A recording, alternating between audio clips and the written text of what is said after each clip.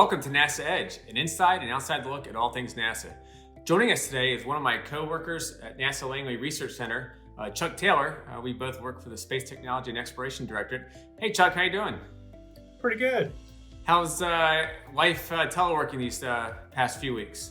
Oh, it comes and it goes. You have the basic interesting facets of living with everybody in the same house, and two kids in school trying to do homework and finals, getting all over each other. But all in all, we're surviving very well. Well, as you know, this has been a great week for the agency. We just announced the contractors for the human landing system, with Blue Origin and its team, and SpaceX along with Dynetics are going to be developing some designs for some really cool human landers that will take us back to the moon in 2024. What I want to talk about today, Chuck, is a very critical piece of the Artemis architecture, and that's how are we going to get power to the lunar surface? What are some important aspects that you as an engineer have to look at when it comes to surface power? Well, there's both power generation. It's how we actually make the energy on the moon surface. The primary ways we're going to do that, we're going to think about solar photovoltaics and or nuclear in the long run. But my area has been in the photovoltaics, and so it's how do we get solar rays to the moon? That's probably not that big of an issue, but it's how do we get continuous sunlight? We're trying to get to the south pole of the moon basically to ensure that we have as much sunlight all year round. But even with that, there are certain difficulties. You have terrain masking where hills and outcrops will block your sunlight. You have variation of the seasons, believe it or not, at the South Pole, where you won't even get the same angle of incidence year round. And so we have to overcome that by putting solar rays on large masts. If you think about it terrestrially, we typically angle the solar rays. They sit right close to the ground, and they may be rotated 45 degrees. But because the sun angle will be so low, think of exactly where the sun sits at sunrise or sunset, only that's all year round. So we have to elevate our arrays on masts in order to capture that sunlight. So in order to capture that sunlight in the South Polar region, what are we looking at in terms of height-wise for these solar power towers? Well, there are two issues. One is we really aren't quite certain what the final answer will be. We don't have enough data on the topography on the lunar surface as to what we're going to face when we land.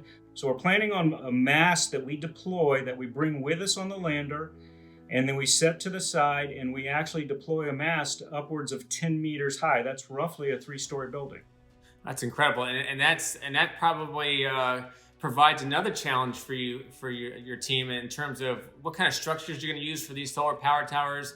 Are you using metals, using composites? Because the more mass you take up, the more expensive it is. You took the words out of my mouth.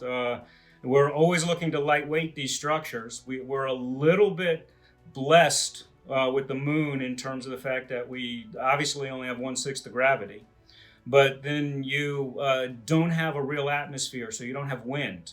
If you can imagine how a structure might sway, a tree sways with the wind. When you have something very tall that's heavy at the top with your solar array, you have to worry about bending. We still might have some vibrational input from a rover or something else, but we really have a fairly benign environment in order to work with, and so we're trying to lightweight the structure wherever possible. And if you think about this, as we have the first woman who's going to be landing on the lunar surface by 2024, are we expecting that the astronauts will be deploying these solar power towers, or are we going to do this robotically? We're really hoping to do it robotically, Chris. You don't know exactly when and how the astronauts will be there for a longer period of time than the first missions we have. For those very first missions, the solar rays will probably be attached to the lander. They won't go anywhere else. But as we go to the sustainment period, the 2028 timeframe, you're going to see a need for power that's going to far outstrip the ability of astronauts to go around and put up these towers. And so we hope to provide power before astronauts come, if just so they have power for their habitat. for everything that goes along with keeping their atmosphere safe. All of that requires power. So we are planning in our development to make the masts and the deployability, the retractability of these solar arrays completely autonomous, so that we can have them in situ before astronauts need them. So, with regards to the lunar surface, what kind of power are we talking about? Here on Earth, we use a certain amount of power per day. Usually, it's kilowatt hours we're looking at for our homes. What kind of power levels are we looking at for on the lunar surface? We're trying to make it modular, first off, because we don't have a good accounting as of right now for that sustainment period. In prior studies, we've used round numbers of like 40 kilowatts as our total need. But what we're doing right now for our development is trying to put 10 kilowatts on the 10-meter mast.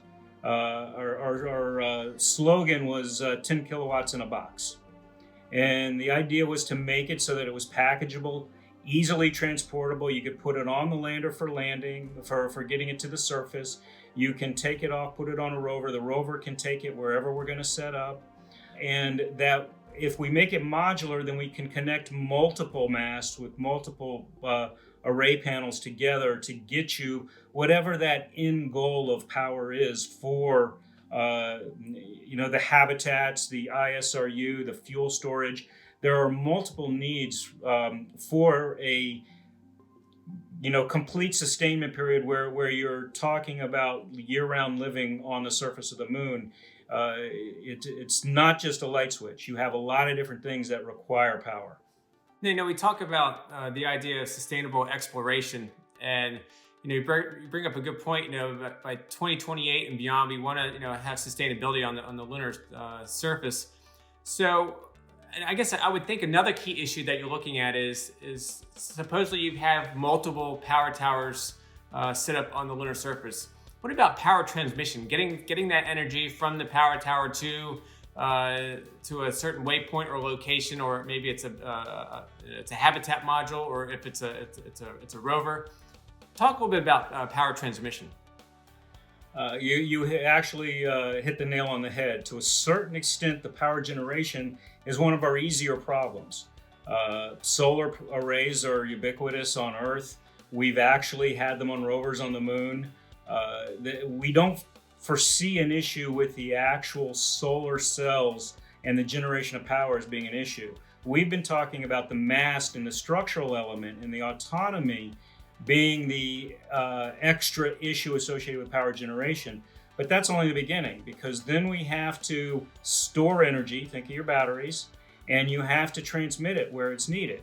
And those two issues in many ways are a lot harder. And not that we don't know how to do it technically, we aren't breaking any rules of physics. It is the mass associated with taking it to the moon's surface. Over a decade ago, we did some very interesting trades, and we looked at beaming power using lasers versus using cables like you would have on Earth. And cables still won out over considerable distances. But one thing has changed in the last 10 to 15 years, in that we've really decided on a different construct for our sustainment period on the lunar surface. We're talking about mining for fuel and for oxygen within craters. The minute you do that, you have a lot farther to go. You have these long distances that you would have to transfer power to get down into that crater, to the mining element, to the ISRU element, back to the surface. Your habitat may not be located with your launch site because you don't want dust clouds. Your solar arrays may be on top of a ridge because you want to go back and make sure you get continuous sunlight. And so when you start thinking about stretching cables all over the moon's surface, all over your colony, for lack of a better word, you really start to add up the mass associated with that. So we are looking at other ways, like power beaming, as a possible way to get around that. I mean, it is not as efficient, but in the at the end of the game, when you've compared it to all the cables you have to run, it may be a way to go. When your team and others are looking at the architecture for the lunar surface coming up here in 2024 and beyond, I mean, it seems to me that this idea of this power transmission is probably one of the key challenges that has to be decided, because that determines how big your lunar base is going to be. How spread out we're going to be might be a better way to say it than how large. Right, it is. Exactly. And it becomes a limit on our ConOps. It becomes a limit for how we think about growing. And so it definitely is something we have to sort out quickly. And just to be honest, it's not just our team here at Langley that's doing it, but you have some excellent scientists at Glenn Research Center that are working this issue with us. And you have folks at the Space Technology Mission Directorate at headquarters that are also focused on this trade. It's a very big trade, looking into what type of technologies are going to be available over the next decade that we can use, along with the mission architectures and with our friends in HEO, and trying to establish what the most mass efficient way to do this is. There are different roads. And you may get into a situation where you're looking short term and long term. Solutions in the short term that take you to a point, and then you change as technology grows or as you want your mission to grow. Well, this technology, the solar technology that we're working on for the lunar surface, can we apply that to Mars, or is that something more towards nuclear power for the Martian surface? There's a healthy debate on that topic. Personally, and it's my opinion, is that you can get a lot out of photovoltaics and solar arrays. We've done some serious work looking at what it would take to do that on Mars. You have two big problems on Mars that you don't have on the moon. One is a day-night cycle. And the other one is just how far away you are. You only get about 50% of the flux, a little bit less than 50% of the solar energy at Mars that you get in near-Earth orbit. And so you cut your power generation capability in half right there. Then you have dust storms that you have an atmosphere to go through, and you have a day-night cycle, which means energy storage becomes much more important on Mars than at the south pole of the moon. If we can get near continuous coverage at the south pole by those mast extensions, we don't have as much need for the storage.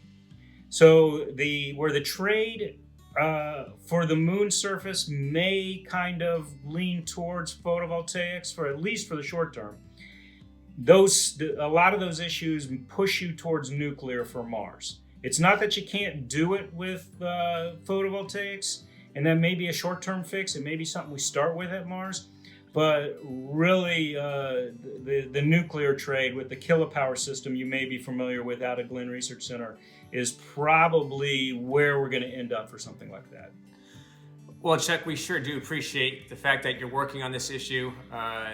It's always good to see great engineers and great minds working on surface power, and that's, like I said, we said at the start of this segment, that it's an important issue and it's an important challenge that we have to tackle. So, Chuck, thank you so much for joining us on NE at Home, and please stay safe, my friend, and we'll see you back in the office as soon as we can. God willing and the creek don't rise. Thanks for having me. You're watching NASA Edge, an inside and outside look at all things NASA.